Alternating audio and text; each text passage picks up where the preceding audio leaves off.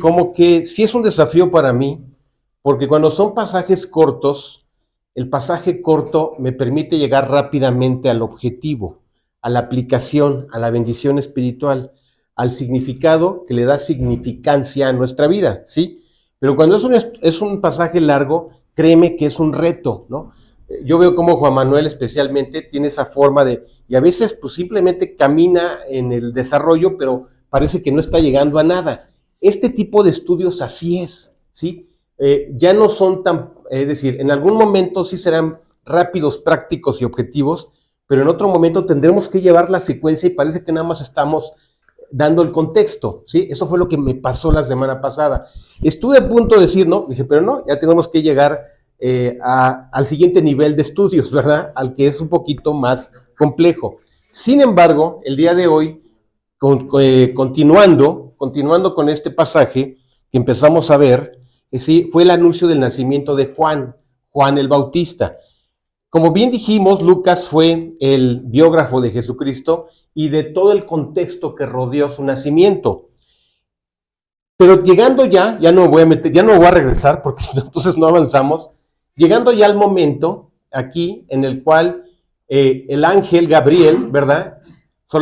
Dije que solamente 2 veces en la Biblia se mencionan a 2 ángeles, Miguel y Gabriel. Miguel es el que sustituye a Lucero, ¿verdad? O sea, era el número 2 en portentoso y poderoso era Miguel. Y Gabriel, vamos a decirlo así, era el ángel de honor, ¿sí? Prácticamente se dividió el ministerio que Lucero tenía en 2, ¿verdad? Entonces uno se convierte en el querubín protector, en el capitán del ejército del cielo, y el otro en el, vamos a decirlo así, el ángel que representa el honor de Dios, el ángel que anuncia las buenas nuevas de Dios, ¿sí? Y curiosamente, fíjate, lejos de que esto ayudara, es decir, la anunciación del nacimiento de Juan y luego la anunciación del nacimiento de Jesús, esto, fíjate, para el caso de el sacerdote Zacarías, el que iba a ser el padre biológico de Juan el Bautista, lo tropezó, lo contrarió, lejos de que la gente siempre dice, pues a mí que se me aparezca, ¿no? Y a lo mejor sí, ¿qué crees? Ni a veces ni apareciéndose, ¿sí? ¿Te acuerdas aquel pasaje donde el Lázaro le dice, deja que vaya uno de nosotros de aquí, ¿sí? Que salga uno del infierno y vayan y les digan a los que están ahí arriba que en el infierno hay fuego que consume y que destruye y que quema. Dice, mira, si no le creen a las palabras de Dios, si aún uno se levantara del infierno y saliera de allí y viniera a decirles que tengan cuidado, que acepten a Cristo y que se arrepientan de sus pecados, si no creen las palabras de Dios, tampoco van a creer si alguien se levantara de los muertos de ahí, del infierno, y viniese a predicar el dolor que produce estar separado de Dios, pero en la eternidad, ¿sí? O sea, y aquí este pasaje nos habla precisamente cómo a Juan, más bien a Zacarías, no le resultó fácil, ni estando, fíjate quién, el ángel Gabriel delante de él, ¿sí? Entró en una contrariedad, que es lo que hoy vamos a ver. Y de hecho, fíjate, yo siempre me encanta analizar los nombres, y ya lo hemos dicho, Juan significa Dios favoreció con su gracia. O sea, ese niño que iba a nacer de 2 ancianos, decía, mira, sí, ciertamente es complicado, no, complicadísimo que tu mujer conciba y que tú la preñes, así se dice, ¿eh? En el castellano clásico así se dice, ¿sí? Que tú la embaraces, ¿sí? Pero ciertamente este niño es un favor de Dios, es el poder de Dios sobre tu vida, ¿sí? ¿Por qué? ¿Por qué va a ser algo extraordinario? ¿Porque eres muy lindo? No, no es porque eres muy lindo, es porque Dios, cuando hace las cosas, no necesita de ti nada ni de mí nada. Lo único que necesita es que le creas. O sea, si tú observas tu vida, tu fondo, tu pasado, lo bueno, lo malo, a lo mejor te sale de números rojos tu vida. Dices, no alcanza. Y te digo la verdad, tienes razón. Pero Dios no está fijándose en si te alcanza o no te alcanza. Lo que Dios necesita y lo que Dios te pide es que confíes y descanses en la gracia que Dios ha prometido para tu vida. Eso es lo único que Él necesita, que le creas, que le creamos, para que entonces nuestras vidas se transformen, nuestras vidas sean más santas, nuestras vidas estén más llenas de gracia, nuestras vidas tengan poder, ¿sí? También quiero decirles que todos los sábados me estoy reuniendo con 3 jovencitos, espero que sean 4, y me está recordando cuando yo los sábados a esa hora fueron mis primeros estudios con Francisco Estrella. Eran los sábados a las 2 de la tarde. Y estoy transmitiendo lo que yo escuché así exactamente hace más de 30 años, ¿verdad? Y es algo precioso, ¿sí? Y fíjate, aquí el desafío es que podemos tener un contexto tal vez no tan agradable, podemos tener un fondo tal vez lleno, marcado de heridas, pero Dios es el que va a sanar, el que va a restaurar, el que va a fortalecer y el que va a hacer su obra en nuestras vidas. Es un proceso paso a paso, un poquito aquí, un poquito allá, en un área de tu vida, en otra área de tu vida, ¿sí? Para que finalmente te vayas equipando de todos los pertrechos espirituales, de todos los dones y de todo lo que Dios quiere hacer en tu vida, ¿sí?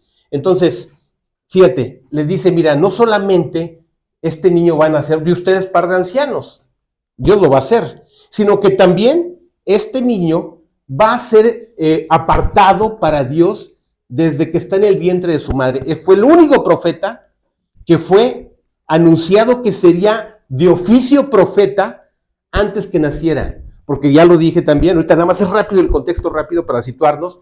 Todos los profetas que Dios llamó eran hombres del vulgo, del pueblo, comunes, y creo que hasta más corrientes, ¿verdad? Y fueron llamados a ser profetas de Dios. Dios los santificó, Dios los utilizó, y simplemente fue, oye, al más célebre, ¿no? Al que era el más corriente, el más vulgar, el hombre del pueblo, Isaías, ¿sí? El que, fíjate, ¿qué oficio? Y no me lo digas, solamente piénsalo. ¿Cuál crees que sea el oficio donde más se tiene que usar las leperadas, no? Pues yo creo que arriero, una cosa así, no sé, de aquel entonces, ¿no? Pues eso era Isaías. Dijo, ¿cómo yo, siendo un vil arriero, y que maldigo para todo, ¿verdad? Que toda mi forma de comunicarme son a través de maldiciones, ¿tú me eliges a mí? Y le dijo, sí, yo te elijo a ti. Y entonces pongo mi palabra en tu boca, y literal, eso le transforma, no la boca, o su lenguaje, le transforma el alma. Lo hace dispuestísimo a darse cuenta lo que Dios iba a hacer con él. Fíjate, hemos hablado que son 4 evangelios, ¿verdad?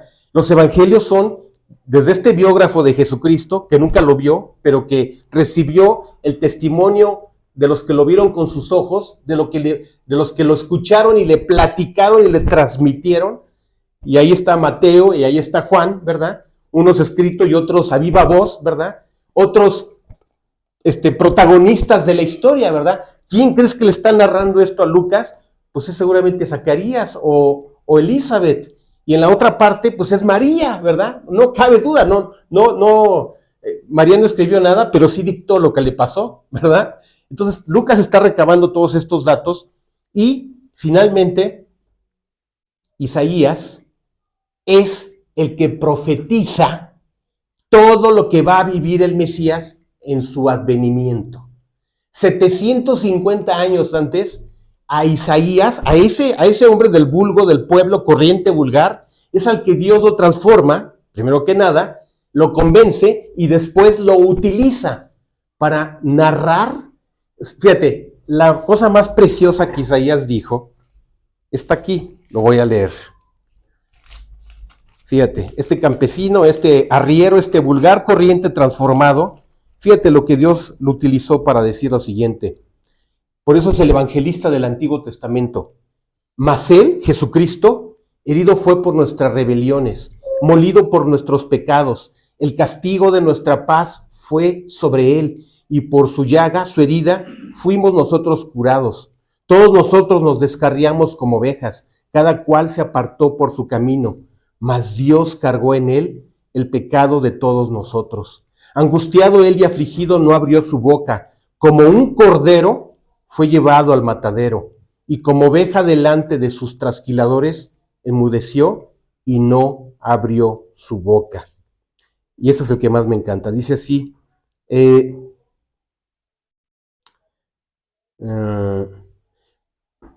verá el fruto de la aflicción de su alma y quedará satisfecho por su conocimiento. Por su conocimiento justificará mi siervo justo a muchos y llevará las iniquidades de ellos. O sea, Dios, Jesucristo, fíjate, nos está narrando literal lo que a ese cordero le iban a hacer. Él iba a ir en silencio, lo iban a despedazar, lo iban a sacrificar, ¿sí? Aparte de eso, espiritualmente él iba a cargar nuestros pecados en su cuerpo, ¿verdad? Él iba a pagar, en él se iba a hacer justicia, la justicia que se tendría que hacer sobre nosotros yéndonos al infierno. Dios puso un sustituto para que en ese cordero se hiciera la justicia, ¿sí? Para que en ese cordero, sobre él recayeran todos nuestros pecados y él fuera la víctima inocente que murió por nosotros, ¿verdad? Él es el cordero. Pero también, fíjate, aquí me encanta, dice que él verá el fruto de esa aflicción de su alma y quedará satisfecho. O sea, no es el sufrido, no es el sufriente, no es el pobrecito de mí, no. Sabía perfectamente que a través de ese sacrificio nos daría la salvación que hoy tú y yo tenemos. Y todo aquel que lo crea, ¿verdad? Bueno, pues eso lo dijo a través de este campesino, de este arriero, de este vulgar, de este corriente, repito e insisto, que fue transformado por Dios. El evangelista del Antiguo Testamento. ¿Ok? Bien, entonces, pero ¿por qué me detuve aquí? Porque entonces enfatizo acá. En el caso de Juan, fíjate, él es un hombre justo, y es un hombre fiel, y es un hombre santo, porque así fue profetizado lo que dice en este caso un ángel, Gabriel, le dice, este niño va a anunciar, va a preparar el camino del Señor. Profeta como él, ninguno, ¿sí? Nadie de los que nacen de mujer va a ser tan grande como este hombre, pero él en el reino de los cielos es el más pequeño. Fíjate, así hace una comparación preciosa de él, ¿no? Entonces, fue el único, fue como un príncipe. Vamos a decirlo así, un príncipe que nació bajo la unción y la encomienda de ser un profeta antes de que naciera, ¿verdad? Así exactamente, es el príncipe de Dios. ¿Y quién es el rey? Jesucristo, ¿verdad? O vamos a decirlo así, Cristo es el príncipe y Juan es el heraldo. Todos los reyes en la antigüedad, ¿sí? Había una corte así, había unos trompeteros, ¿verdad? Unos que anunciaban, ¿sí? Que iba a pasar el rey o iba a salir el rey a ver a sus súbditos. Y entonces tocaban las trompetas y un heraldo decían, ante ustedes, el gran, excelentísimo rey de Suecia, si quieres, ¿verdad? Y entonces todos tenían que hacer al menos una reverencia delante de él. Entonces Juan es el heraldo que está anunciando que el príncipe, el Hijo de Dios, no tarda en venir, ¿verdad? Y también dijimos que la característica de Juan es que fue el único profeta que profetiza y ve el cumplimiento de la profecía en unos meses más adelante, ¿sí? Esa es la diferencia de este hombre. Ok, Dios usaría su ministerio para convertir a... Vamos a verlo así, no voy a brincar, creo que ya lo leí. Isaías 40 del 1 al 5, el primero que lo tenga.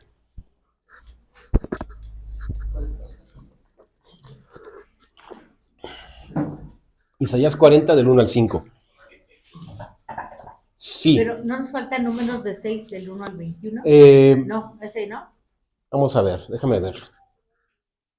Sí, ahorita lo vemos. Vámonos ahorita primero a Isaías 40.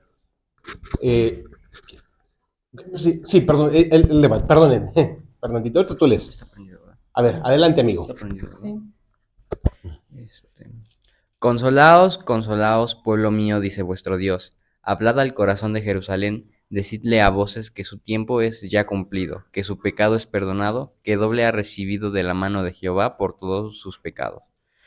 Voz que clama en el desierto, preparad camino a Jehová, enderezad calzada en la soledad a nuestro Dios. Todo valle sea alzado y bajese todo monte y collado, y lo torcido se enderece y lo áspero se allane. Y se manifestará la gloria de Jehová, y toda su carne juramente la verá, porque la boca de Jehová ha hablado. Ok, bien, entonces sí, aquí está profetizado el evangelista del Antiguo Testamento, el ministerio de un hombre, ¿verdad? Que traería a alguien que les hablaría, que los prepararía, ¿sí? Para Jerusalén sería notorio que se estaba anunciando el perdón de todos sus pecados, que alguien clamaría desde el desierto, aquí está, que alguien le prepararía al príncipe de Dios el camino, que alguien vendría a decirle a esa ciudad que enderezaran sus pasos, porque el tiempo de su visitación había llegado. Y también fíjate, habla más allá, fíjate, dice, todo valle será alzado y váxese todo monte. Esto será en el fin de los tiempos.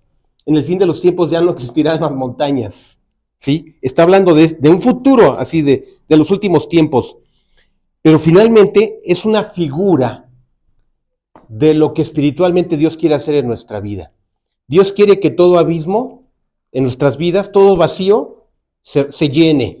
Y todo obstáculo y toda cosa accidentada de nuestra vida se allane, para que haya un camino derecho para nuestros pies que nos lleve a la presencia de Dios. Cristo ya lo caminó, Cristo ya lo ganó, y entonces a ti y a mí, que nos toca el día de hoy, da ese paso hacia adelante. Da ese paso hacia adelante, hacia ese camino que Él ya trazó, para que tú alcances todas las bendiciones que Dios tiene para tu vida, para que se cumpla el plan de Dios perfecto para tu vida, en la abundancia, en la escasez, a veces en el sufrimiento. Dios está actuando en tu vida, porque lo que Dios ve es tu eternidad, es tu alma, es tu transformación. Lo que aparentemente dirían es que esto ya me marcó para siempre, bueno, podría ser cierto. Sin embargo, para Dios dice, no, esto no te marcó, porque la sangre de Cristo te puede desmarcar lo que te haya herido, lo que te haya ensuciado, lo que te haya torcido tu vida, ¿verdad? Dice, por eso dice que todo camino se allane. Está hablando de nuestras vidas. Todo se enderece, todo sea un camino próspero, un camino dispuesto para encontrarnos con el Señor, ¿verdad? Entonces, esto lo viene, el heraldo que lo anuncia es Juan. Fíjate, qué privilegio profetizar y ver el cumplimiento de la profecía delante de sus ojos, ¿verdad? Eso es lo que significa todo esto que leímos. Es que bueno, miren, mejor me voy a tranquilizar porque quiero, como si estuviera dando una clase que me van a pagar. No, nadie me está pagando una clase. Quiero correr y no. O sea, es un estudio diferente. Y quisiera hacerlo económico, pero no se puede, tengo que ir lento. Y entonces tal vez estoy más tiempo de lo que yo pensaba, ¿sí? O sea, me estoy adaptando a una nueva forma de dar un estudio más profundo, ¿sí? Y entonces no voy a desperdiciar, porque lo que estaba pasando era querer llegar al resultado sin pasar por esto, pero no lo voy a hacer ya, mejor nos vamos a detener, ¿sí? Y el tiempo que nos lleve, ¿ok? Tal vez este domingo no lleguemos a donde quiero llegar, pero sí vamos a ver estas cosas, ¿ok? Bien. A ver, vamos a ver número 6 del 1 al 21, porque quiero correr y no estoy siendo objetivo. Número 6.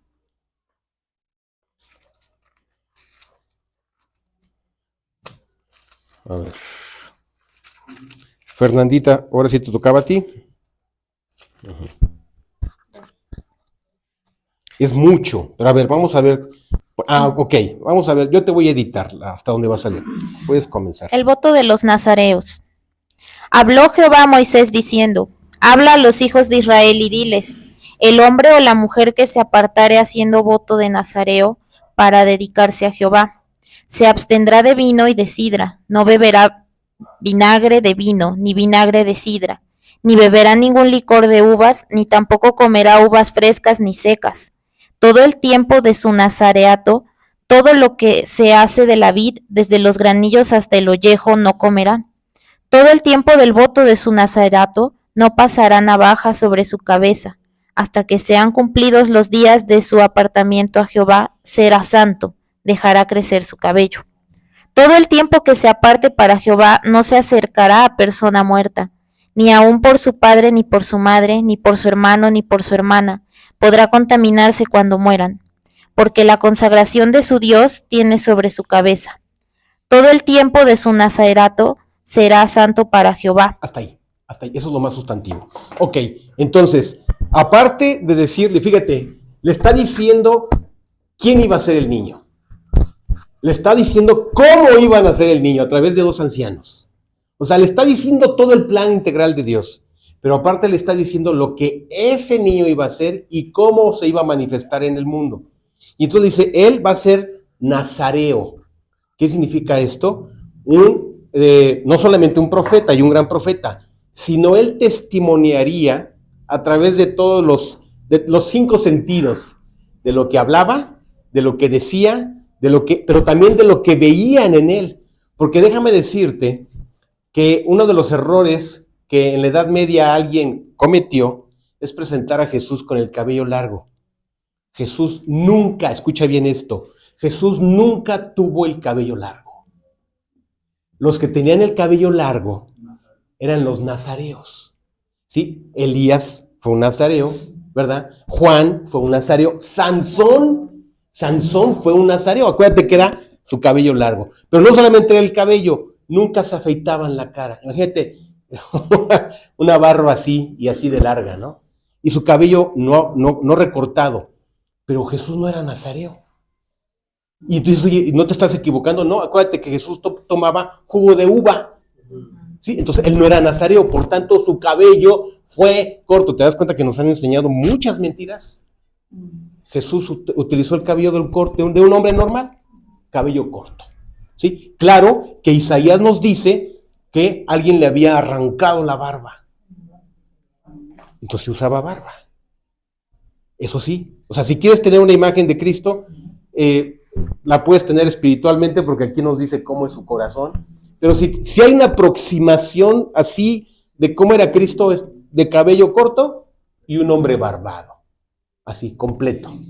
¿De acuerdo? Así era Cristo. ¿De acuerdo? Bueno, entonces, en el caso de Juan, ¿verdad? Esto era una señal testimonial de que él sí era un hombre nazareo, y una característica es que jamás en su vida iban a probar el vino, el alcohol. Nunca. ¿Por qué? Porque dicen, no os embriaguéis con vino, en lo cual hay disolución. ¿Sí? Nos volvemos disolutos, nos volvemos inmorales, ¿sí? Sino más bien sed llenos del Espíritu Santo. Que en lugar que el alcohol nos tome y nos haga, y lo voy a decir, esta palabra nunca la digo, pero sí así aplica, y nos idiotice, ¿verdad? Mejor que seamos sobrios, llenos del Espíritu Santo, ¿sí? Entonces, él era un hombre así, que testimoniaba con su vestimenta y con su forma de ser que él era un hombre apartado para Dios desde el vientre de su madre. Eso era lo que iba a hacer Juan, ¿verdad? Ya leímos esto. Espérame. Sería, a ver, Lucas 1:41. Y luego va a ser Juan 1 del 15, pero vamos a ir haciendo económico esto, ¿sí? Lucas 1:41. Sí, Santiago. A ver. Santiago y Fernanda van a leer ya, para no estar... Okay.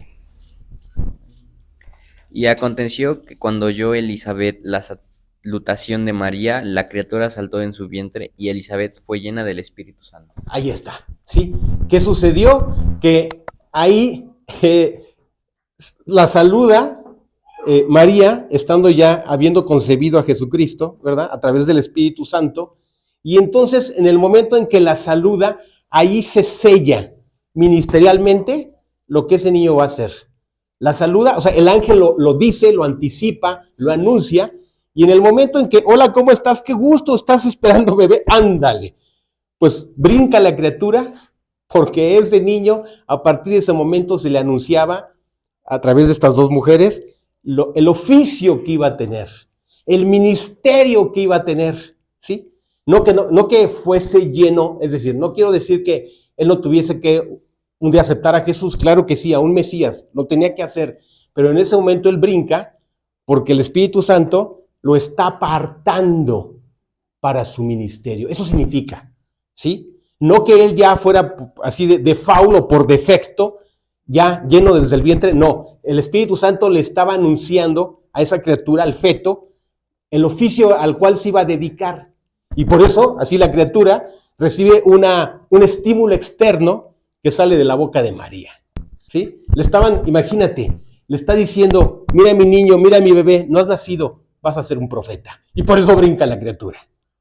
¿Sí? Eso significa. ¿Ok? Claro que después aceptó a Cristo, se convirtió, se reafirmó, ¿sí? Y finalmente pues hizo su ministerio. Eso es lo que quiere decir. Vámonos a Fernanda. Juan 1 del 15. Sí, ¿por qué me aloco? Quiero llegar al resultado de la... No tengo que entregar, es que esta semana entrego calificaciones y ando corriendo. No, aquí no entrego calificaciones. Aquí tengo que transmitir el mensaje de manera clara. Ok. Juan dio testimonio de él y clamó diciendo, este es de quien yo decía, el que viene después de mí es antes de mí, porque era primero que yo.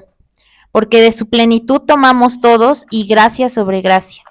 Pues la ley por medio de Moisés fue dada, pero la gracia y la verdad vinieron por medio de Jesucristo. Hasta ahí, Fernandita. Ahí me vas a aguantar, ¿eh? Sí. Fíjate lo que le está diciendo. O sea, vamos a decirlo así en el buen sentido, es un revolucionario, en el buen sentido. O sea, es un transformador. Es alguien que viene a anunciar un cambio y que se los viene a explicar de una manera muy clara. ¿En qué sentido es un transformador o renovador o reformador? En este sentido, que les anuncia cómo Dios les aclara de manera así formal la forma en que van a ser salvos o la forma en que se van a encontrar con Dios. Dice aquí, Juan dio testimonio de él y clamó diciendo, este es de quien yo decía, está citando a Isaías, ¿sí? Yo decía, el que viene después de mí es antes de mí, porque parece un juego de palabras, pero vamos entendiéndolo. Este es de quien yo decía, o sea, Juan, el que viene, no, al revés, Juan está hablando de Jesús. Juan dio testimonio de Cristo, diciendo, este es de quien yo decía, Cristo, el que viene después de mí es antes de mí, es Cristo, ¿sí? Porque era primero que yo, o sea, él reconoce su limitación como un hombre, profeta nada más, pero como hombre, y reconoce que el Mesías es Dios hecho carne. Eso es lo que está diciendo aquí. Porque de su plenitud tomamos todos y gracia sobre gracia. Y aquí dice de manera clara el sentido de la ley y qué va a pasar con la ley. Pues la ley por medio de Moisés fue dada, pero la gracia y la verdad vinieron por medio de Jesucristo. O sea, el fin de la ley es Cristo para todo aquel que cree. Y entonces dices, oye, ¿y para qué sirve la ley? La ley lo único que hace es acusarnos de pecado, porque mediante la ley, a través de la ley, ningún ser humano será justificado delante de Dios, ya que el conocimiento de la ley nada más nos hace conscientes de nuestro pecado, pero la ley no nos salva. No es por cumplir mandamientos. Nadie puede guardar mandamientos a la perfección durante 80 años de su vida. Nadie lo puede hacer, porque si una vez se equivoca en 1, o se equivoca en 5, o se equivoca en 10, ya está condenado. Entonces la ley nos condena. Sin embargo, Juan les dice, ¿qué creen? Que la ley tiene vigencia, sí, para acusarnos, pero no para salvarnos. El que nos salva es la gracia redentora, la gracia purificadora, redentora de Cristo. Y Él es el creador de la gracia. ¿Qué es la gracia? Un favor inmerecido que Dios nos da a todo aquel que lo toma, lo cree y lo recibe para sí. Eso es la gracia. Tú y yo somos salvos por gracia. ¿Sí? Y ahorita vamos a ver los otros dos elementos, la gracia, la fe y el conocimiento de su palabra. Por eso somos salvos, no es por otra cosa. ¿Ok? Bien, ahora sí, vámonos a lo que sigue. Vámonos despacio. Es una nueva forma de dar estudios. O sea, Manuel, Francisco, todos, entonces, 1, 2, 3 y llegamos a la conclusión. No, aquí es diferente. Es un estudio línea a línea, casi, ¿ok? Pero ni modo, me quise tomar el desafío. Ok, vámonos ya específicamente al caso de este sacerdote llamado Zacarías, el papá de Juan, ¿sí? Lucas 1, del 18 al 22. Vamos a releer Lucas 1, del 18 al 22.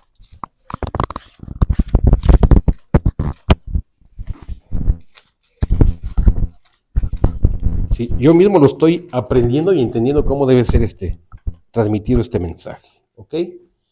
Lucas 1. ¿A quién le tocaba? Sí. A ver, vas, amigo. Dijo Zacarías al ángel: ¿En qué conoceré esto? Porque yo soy viejo y mi mujer es de edad avanzada. Respondiendo el ángel le dijo: Yo soy Gabriel, que estoy delante de Dios, y he sido enviado a hablarte y darte estas buenas nuevas. Y ahora quedarás mudo, y no podrás hablar, hasta el día en que esto se haga, por cuanto no creíste mis palabras, las cuales se cumplirán a su tiempo. Y el pueblo estaba esperando a Zacarías, y se extrañaba que él se demorase en el santuario. Pero cuando salió no les podía hablar, y comprendieron que había visto visión en el santuario. Él les hablaba por señas y permaneció mudo. Ok, entonces imagínate, un sacerdote, el oficio que ellos heredaban por pertenecer a la tribu de Leví era sacerdotes, eran 24 clases sacerdotales. Y él era la octava clase sacerdotal. Entonces, fíjate, el hecho de que a él en suerte, porque fíjate, eran 24 y él era de la octava, ¿te imaginas cuánta gente había en esa octava clase? Muchos. O sea, vamos a decirlo, si bien más o menos le iba, habría como 1000 personas de su clase, de la octava clase, ¿sí? De hecho lo dice, de su descendencia, entre 500 o 1000 personas. ¿Qué posibilidad habría de que a él le tocara en suerte, lo dice la palabra, ofrecer el incienso? Muy remotas. Sin embargo, fíjate, al sacerdote anciano, al que al siguiente año ya estaría jubilado, porque después de los 60 ya nadie ejercía el sacerdocio, le dice: te tocó a ti. Fíjate nada más. El anciano a punto de jubilarse de su ministerio, siendo el menos indicado tal vez, porque a ellos los llamaban desde los 25 años al servicio sacerdotal, no, es el más anciano de su clase. Y entonces dice: a ver, aquí está, te toca llegar, fíjate, al límite de la presencia de Dios. Simbólicamente te lo voy a decir, había una barrera que era una cortina hecha con pieles de animales, gruesísima, ¿sí? Que se ven, para confeccionarla y coserla les había llevado cerca de un mes, ir cosiendo milímetro a milímetro. Tú me puedes decir, ¿verdad? Mejor, Luisa, ¿verdad? Cómo se cose, ¿verdad? Si no podía haber un espacio de una cortina gigantesca, un espacio que no estuviese surcido en sus piezas que se unían. Dicen los antropólogos que estudian la Biblia, arqueología, no antropólogos, los arqueólogos bíblicos, que para romper esa cortina se necesitaban unas 8 yuntas de este lado y otras 8 yuntas del otro lado, y que tiraran. Y tal vez eso haría que se rompería, porque era piel con pocas piezas surcidas, ¿sí? Y era una combinación que le daba belleza, pero que le daba resistencia. Era una mezcla. Y entonces no había forma. Esa barrera hacía la diferencia de estar en el lugar santísimo a estar en el lugar santo. Y entonces lo que a él le dicen es: te toca ofrecer el incienso. Le dan el recipiente del incienso y entonces va a llegar al borde, así, al borde de esa cortina. Del otro lado estaba el arca de la alianza y estaba la presencia de Dios, y había una luz continua allí, una luz viva, que era la presencia de Dios, ¿sí? Y a ese lugar solamente una vez al año entraban, y antes habiéndose purificado, lavado su cuerpo, vestido sus ropas sacerdotales y llevando sangre de por medio, porque si entraban sin sangre, se morían. Y las campanillas que llevaban así como su faldón, que anunciaban que estaba vivo y que estaba ministrando, porque en el momento en que ya no se escuchaban las campanillas, decían: entró indignamente, metían la mano por abajo y sacaban el cuerpo, porque había muerto al haber entrado en pecado, al haber entrado sin sangre, al haber entrado no digno, no habiendo hecho el ritual de purificación sacerdotal, exclusivo para ellos, no para todos, para ellos nada más. Y entonces, imagínate, le ponen el incienso, le ponen este incenciario, llega al altar de oro, que era el altar del incienso, y empieza a subir el humo delante de la presencia de Dios. Y de repente se aparece Gabriel. Y dices, ¡ay! Imagínate cómo se puso a temblar de ver a ese hombre portentoso, alado, robusto, que no sobrepasaba la altura del lugar santo, mediría 2 metros 20 centímetros, dándole la noticia de que él concebiría, anciano, con su mujer anciana, un hijo que sería un profeta del Altísimo. ¿Ya? ¿Te metiste a la escena? Ahí está él. Y entonces, sí, ver un ángel no se ve todos los días, ¿verdad? Y no lo ve prácticamente nadie, ¿verdad? Pero él sí lo ve. Y tú dices, oye, pues así es, ¿no? Dicen allá en filosofía que pues, lo que se ve es lo que existe.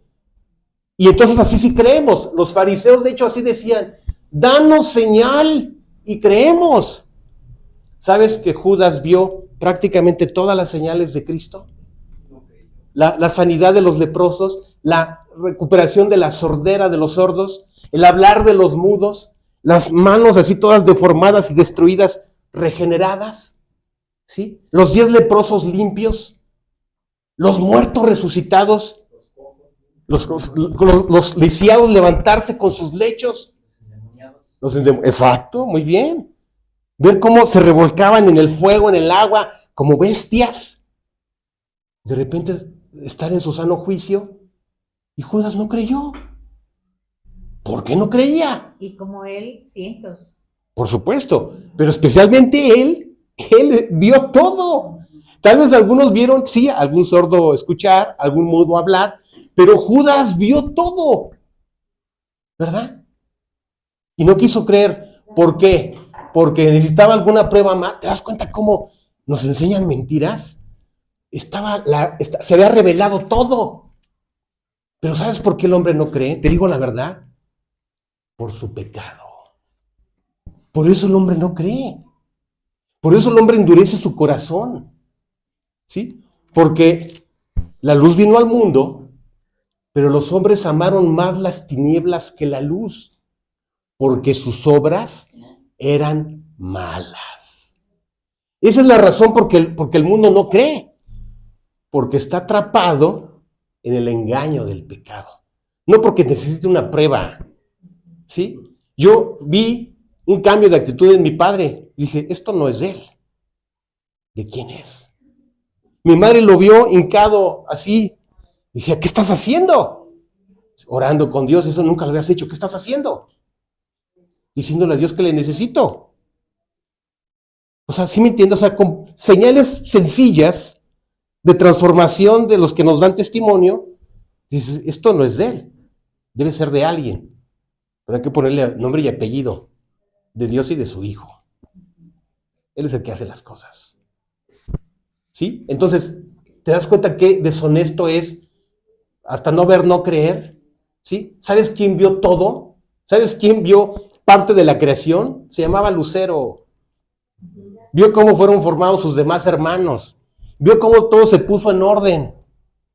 Y se le reveló a Dios. No es lo que vemos. Esa es la mentira, ese es el pretexto. Esa es la falsa justificación de quererle exigir a Dios lo que Dios nunca te va a dar, o sea, no te va a hacer magia para que creamos. Jamás. Así los fariseos le decían, danos señal. ¿Y cuál fue lo último que le piden? Si tú eres el Hijo de Dios, a ver, bájate. Si salvaste a todos, si sanaste a todos. Y ese era uno de los argumentos que le gritaban. Salvó a todos y a sí mismo no se puede salvar. Perversa, lo que le decían, ¿no? Exactamente. Bueno, y entonces el sacerdote dice, no te entiendo, no lo acepto. Mis condiciones, un anciano, bueno, no, un maduro de 60, en la 60 todavía es anciano. Un hombre de 60 y mujer igual de 60, ha cesado la costumbre de las mujeres. No hay posibilidad. Y entonces el ángel, en un sentido, no le agrada lo que este hombre está argumentando. Fíjate, ¿En qué conoceré esto? ¿Cómo es esto? Explícamelo. Lo tengo que entender yo y si lo entiendo yo, entonces lo creo. Estaba objetando. O sea, estamos limitando a Dios, perdóname, a nuestro minúsculo cerebro. ¿Sí? A eso lo limita. Dios no se limita a... Somos creación y Él es creador. Pero siempre las trampas para creer es nuestro razonamiento. Como si nuestro razonamiento fuera el creador del universo y de todo. ¿Sí?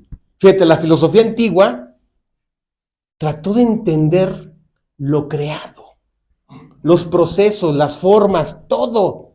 Darle una medida, un espacio, pero ya estaba hecho todo. ¿Sí?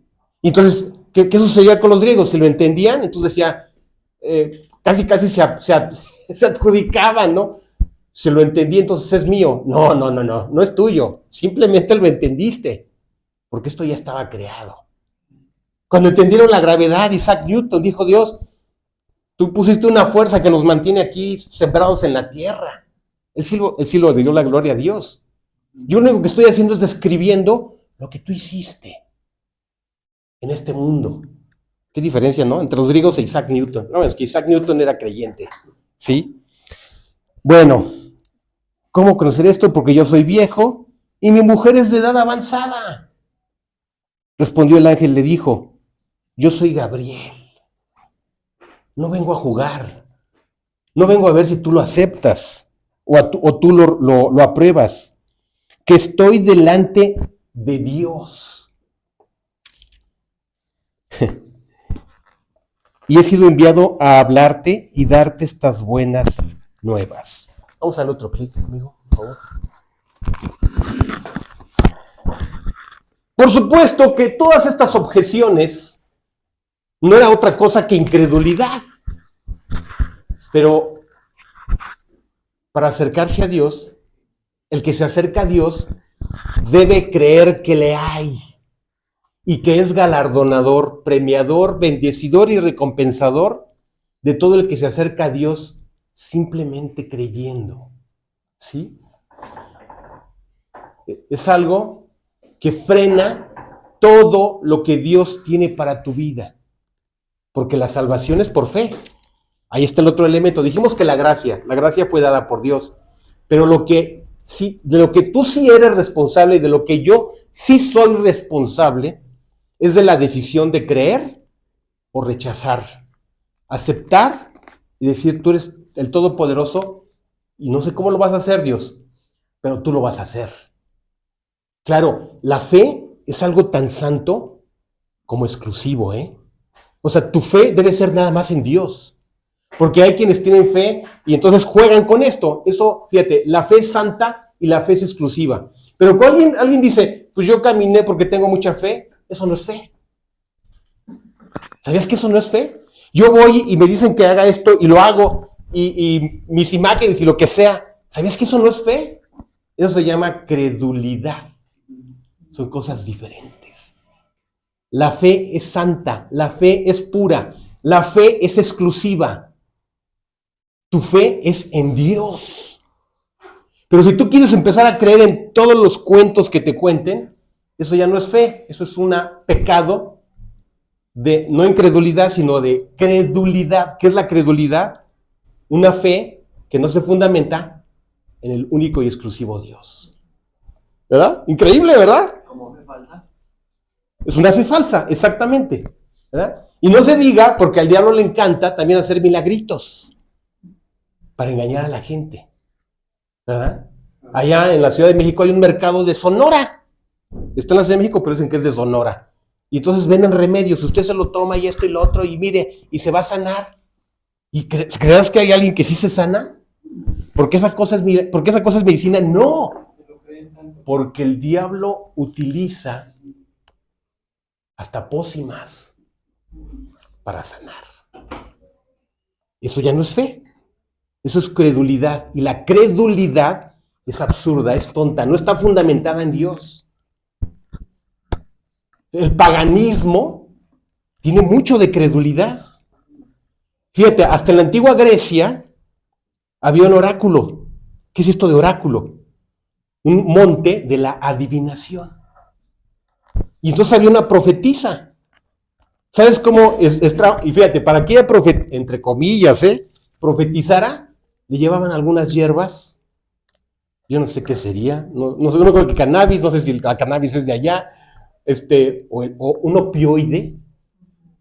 Llevaban esas hierbas y las exhalaba, y las exhalaba, y las exhalaba. Era un opioide. Y entonces entraba en trance. No, estaba drogada. Y ya drogada, se le erizaban los cabellos, se le erizaban todo el vello de los brazos, y en caso de ser velluda, se le torcía la boca y empezaba a hablar. Decían, oh gran oráculo de Delfos, Zeus nos va a hablar. Fíjate nada más.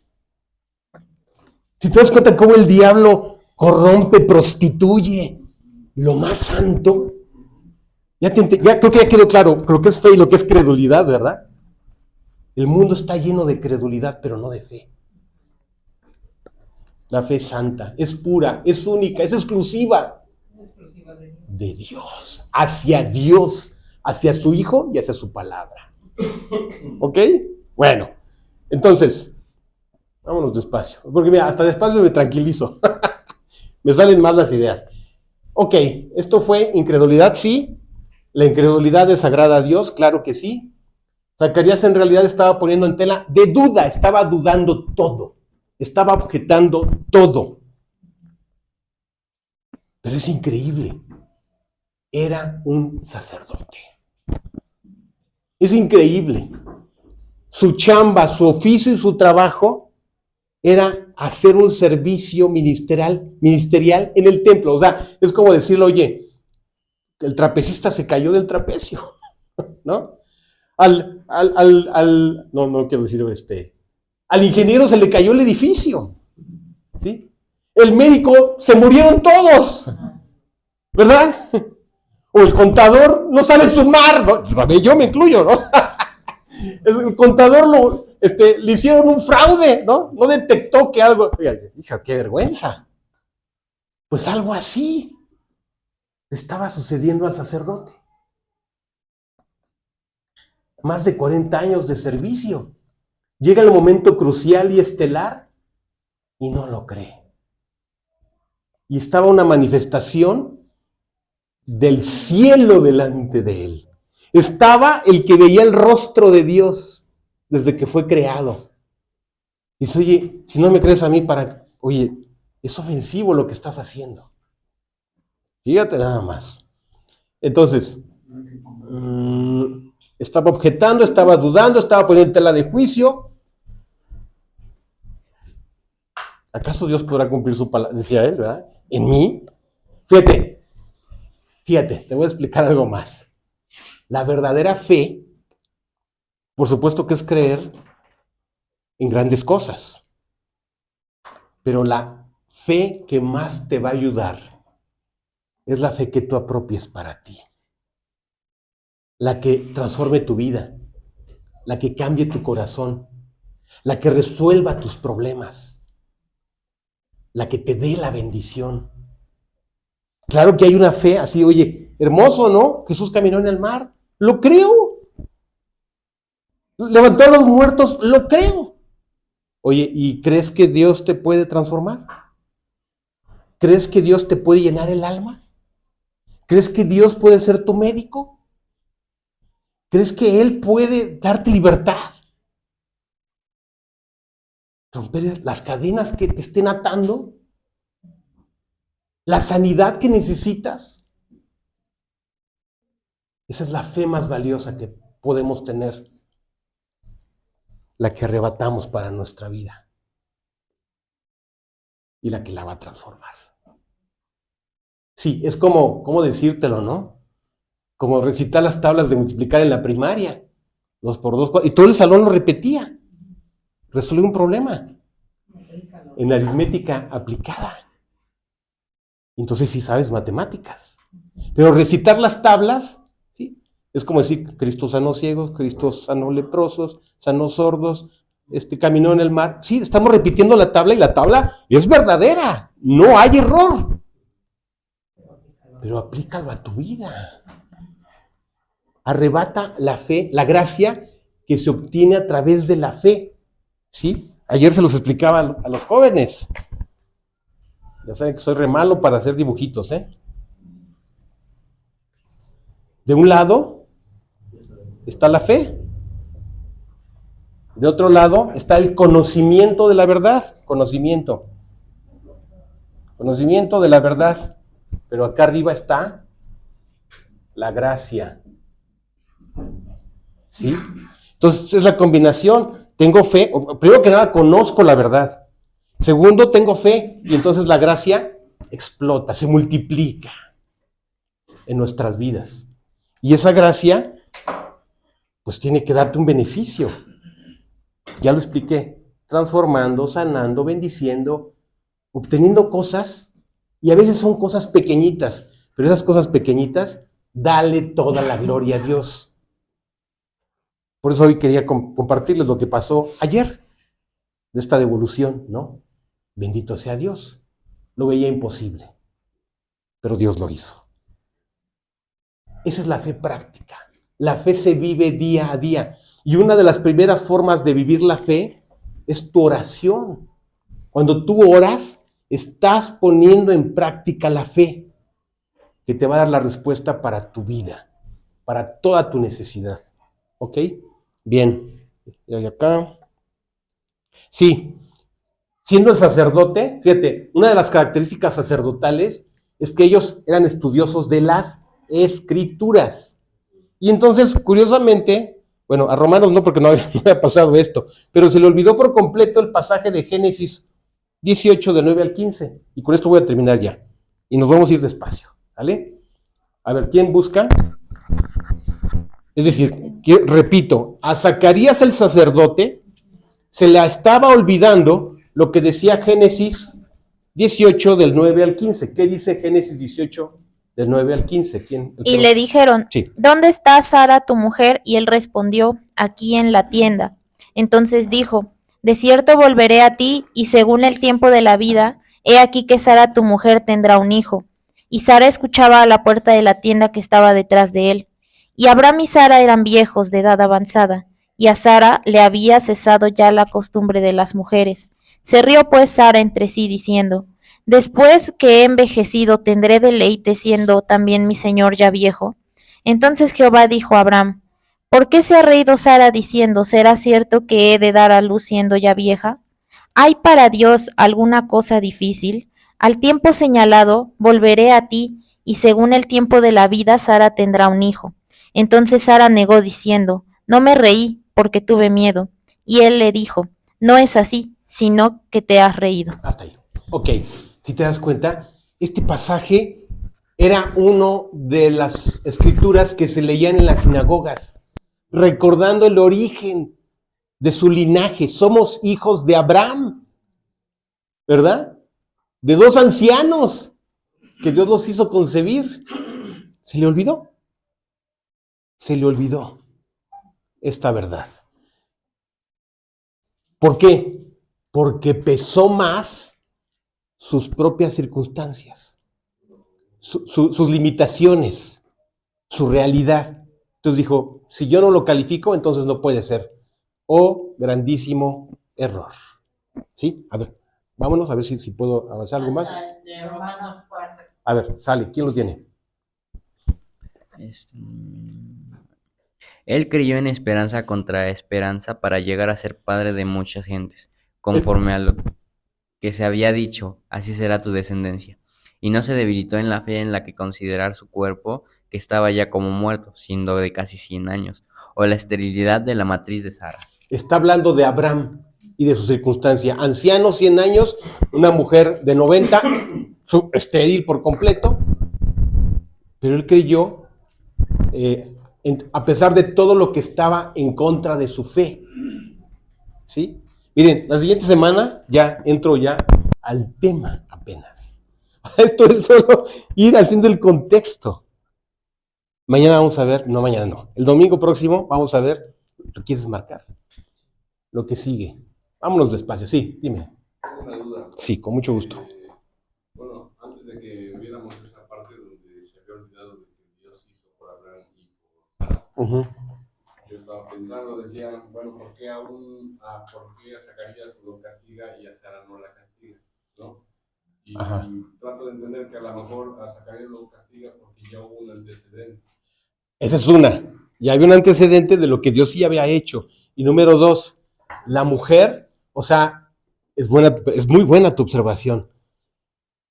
En el caso de Abraham y Sara, el que sí creyó fue Abraham.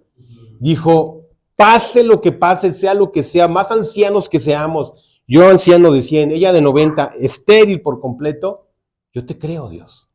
Si tú me lo estás prometiendo, te creo. Aunque ella fue incrédula. En el caso de Zacarías, el peso de la fe caía en él. Como sacerdote, como estudioso y conocedor de la palabra, conocedor del Dios de Israel, del origen de Israel. Y él dijo, pues no me convences. Fíjate nada más. Ese fue el problema. No me convences. Porque yo así lo decreto. Es una locura. Porque siempre se dirigía al varón, Dios se dirigía al varón. No a la mujer. Ajá. La mujer era la compañera, claro, precioso tesoro y preciosa compañía, pero era la compañera. Complemento. Exactamente, el complemento perfecto, la ayuda idónea. Y aunque ella no creyera, con que creyera uno, y con eso era suficiente. ¿Sí? En el caso de Zacarías, todo el peso recae sobre él. Aquí es al revés. Ella se gozó en su Salvador. Ella se gozó en ese privilegio. Aquí sucede al revés. La que se goza es ella. Es increíble. Y lo dice más adelante. Pero bueno, aquí lo vamos a quedar.